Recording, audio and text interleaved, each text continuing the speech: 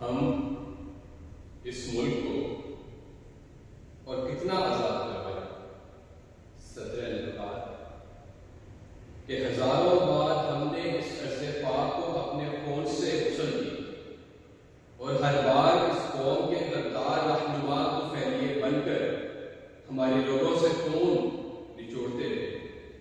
ہر بار زمانے کی تپش نے اس چمن کی کلیوں، کوپلوں اور گلچوں کو جھلسایا. ارے اس قوم کو بے ضمیری کا تانا دینے والے اہل قلم خود کہاں کے وفادار تھے کہ ہر ثبوت میں ان کی آوازیں گم ہو کر رہ گئی. ہر رات کی تاریکی میں ان کے قلم کونے کونے داموں میں نیلام ہو گئے.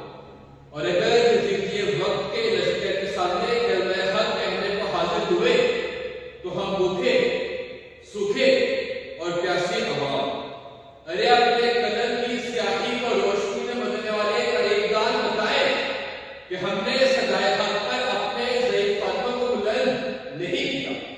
کسی نے کہا کہ چلو آؤ میں تمہیں روٹی، کپڑا اور مکان دلاؤں.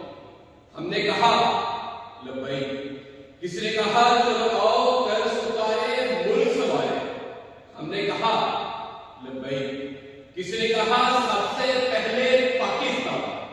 ہم نے کہا لبیک. کسی نے کہا آپ امر ہیں ہم گولی نہیں چلائیں گے.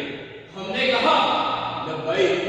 ارے لبیک لبیک کی صداؤں سے ہم نے عرش ہلایا، اپنی چیخوں اور پکاروں سے ظالموں کے دل دہلائے، ہاتھ اٹھائے، سر کٹوائے. بغدادی وقار ہماری امیدوں کے قبرستانوں میں ٹھہر کر نہ تو کسی رحمت نے فاتحہ خوانی کی اور نہ ہی دم توڑتی ہوئی امیدوں کو سہارا دیا کہ از امیدوں کے بجھے اور جلی دل کی صدا جانے کس دیش جلائی گئی آنکھوں کی چتا، جانے کس غم سے اٹھا ہے تمنا کا غبار، جانے پھر کس نے جگا دی ہے جلاووں کی کتاب. وہ جس نے یہ ملک بنایا تھا غریبوں کے لیے، اس سے پوچھے کہاں ہے غریبوں کا نظام. روٹیاں چھین رہے ہیں یہاں رہبر ہم سے. ہم غلام، اتنے غلام آج ہوئے پھر سے غلام. کس زمین کے لیے ہم خون بہائیں، پھر سے کس دیش کو آزاد کروائے گئے. پھر سے کس دیش کو آزاد کروائے گئے.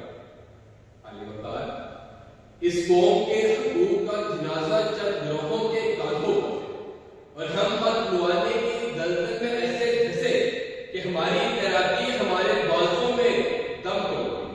اور سچ تو یہ ہے علی وقار کہ کسی غریب کے بچے کی کتابیں، ٹاٹ، بستہ اور کچا سکول سیلاب میں بہہ جاتا ہے، مگر عمران کے بچے ایک ایشن کمروں میں بیٹھ کر اپنی میزوں پر دیسی مشروبات رکھ کر انگریزی کی